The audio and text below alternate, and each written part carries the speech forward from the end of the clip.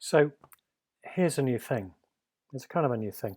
Uh, Quite often, when you're speaking in church, you've got your notes and you've thought about it, and then you do your stuff for 25 minutes or half an hour. You come away and go, oh gosh, I've completely forgot to say this thing here, which was in bold in your notes, but don't look at them. Or oh, if only I'd emphasised a particular point a bit more. I don't think I emphasised it enough. So what I'm going to be doing in this series, and maybe it's of interest as well for because we're in lockdown and you might as well have a little bit more teaching. And also, if you're following the notes for groups, this might help. I'm going to fill in the gaps, what the preacher forgot to say, basically. Or didn't say enough, or didn't feel they covered enough. So I'm going to do that for the next few weeks, and hopefully this will help, particularly if you've got a group and you're wanting to explore the passage in a bit more depth. This might help. So it's just a few minutes of not quite random thoughts because they've been thought about and thought through, but emphasized thoughts. So one of the things I said about Mark's gospel, which we're looking at, is Mark as a writer is amazing. It's like he chose every single word or every phrase. And I've been looking at what scholars say about the whole book. No one can agree on a structure for the book other than the fact that it's really structured. It's really well thought out. So some people say, well, it's in two halves. Some people say, no, it's in three parts. Some people say it's in four parts. Some people say it's in 100 parts. And no one can agree other than the fact that right in the middle, in chapter 8, there's a verse that's kind of literally the middle line of the whole book. And it's where Jesus is shown to be the Messiah, the Christ. And so you're the Christ. So scholars, they can't agree. All they can agree on is, wow, this is really well written. And every word, every line, that the placing of everything means something. It's not just a ramble. It's not just a kind of nice story. It's more than that. So I just want to emphasize a few things, or maybe add in some things I forgot to say on Sunday. So I did say there's words like the beginning, the second word, the beginning of the gospel of Jesus Christ, is it reminds us of in the beginning, which is how the whole Bible starts, and John's gospel starts in a similar sort of way.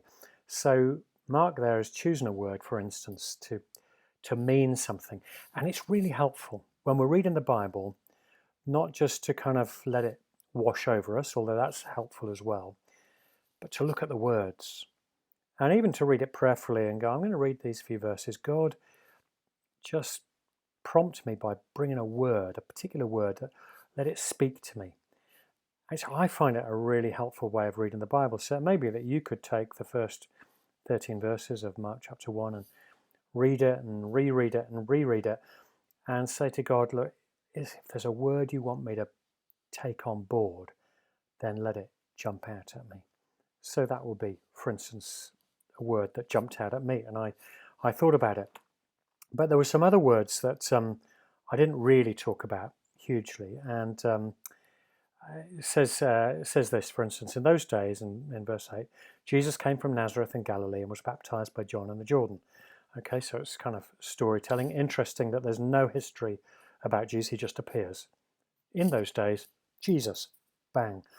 And then it says, immediately coming up out of the water, he saw the heavens opening.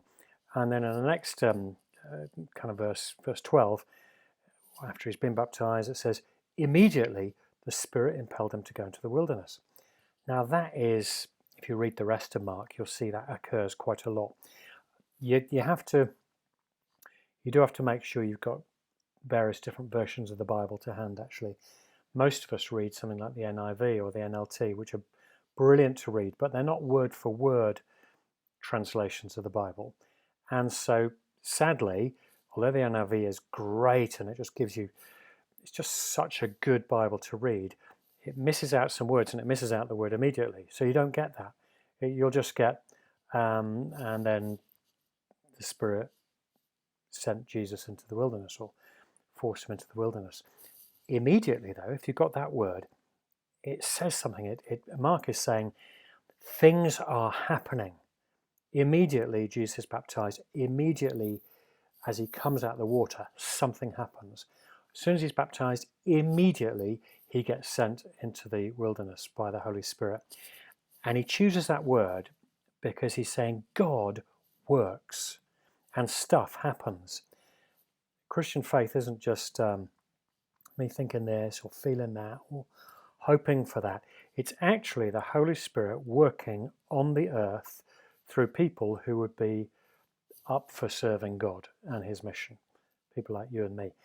And when we're up for serving God, like John the Baptist was or Jesus was, then you get some immediatelys. Immediately, God intervenes and does something. Immediately, there's an energy about immediately. There's an energy about being a Christ follower. It's not just an internal thing where I've got faith and that's what gets me through life. It's actually lifestyle. It actually determines your steps. It actually brings a force and a power into your life. It's amazing. So as you're looking at these verses, you might want to look at some words like that, which is, so for me, I've got that word beginning.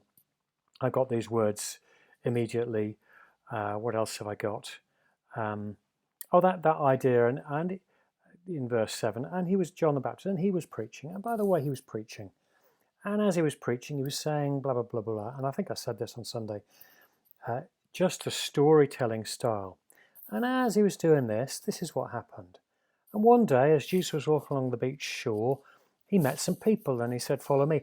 It's kind of this amazing style of storytelling that is more than just history and it's more than just fact.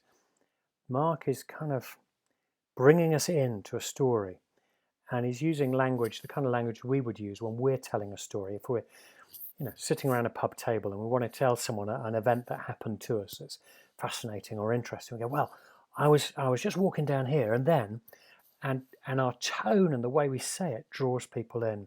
Mark's doing that because he thinks Jesus is amazing. Maybe we could learn from that as well in the way we talk about Jesus, rather than hiding our faith or making it too private. We could perhaps share our own stories, which is, as I was praying, it was just a normal morning. I was praying, I was reading the Bible, and then suddenly, immediately, this happened. And that does happen to us. How about we actually begin to talk like that?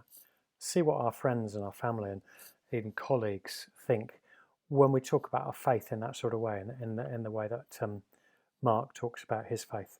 So there's a few things. It's basically language. Look at the language of the Bible. Don't just skim over.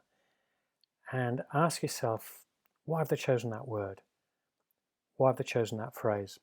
Another word before I end, because I just can't stop, but before I end, another word that, again, doesn't crop up in the NIV, however good the NIV version is the word behold, which is like an old-fashioned word, but it means see, it means look, and you put an exclamation mark after it. Now, actually, you get that as well. So we've got in the beginning the gospel of Jesus Christ, Son of God, as it is written in Isaiah the prophet, behold, look, I send my messenger before you. Look, exclamation mark. Something is happening. Look, open your eyes. See what I am doing. That's a common theme all through the Bible, isn't it? Open your eyes. Can't you see? The prophets, even a prophet is all about seeing. And you get it here in verse 2. Mark is quoting the prophet and saying, behold, look. So there you go, a few things about language, and maybe we can import them into our own thinking this week and go, God, where are you? I want to see you. I want some behold moments. God, move in my life with some immediacy so that things really happen. God, help me to express you and my faith in you in a winsome manner that draws people in a natural, normal way. Let's think about the kind of language we use, and then let's look with spiritual eyes at the language in the Bible and see what it's like. So there you go, a few thoughts. Delve into it, chat about it. You might even want to read it, pause, read it, pause, read it. That's called Lectio Divina, an ancient practice of just reading and rereading and just seeing if the words and the rhythm and the spirit of it speaks to us. There you go. I hope you enjoyed that. I'll be back next week with more things that the preacher forgot to say.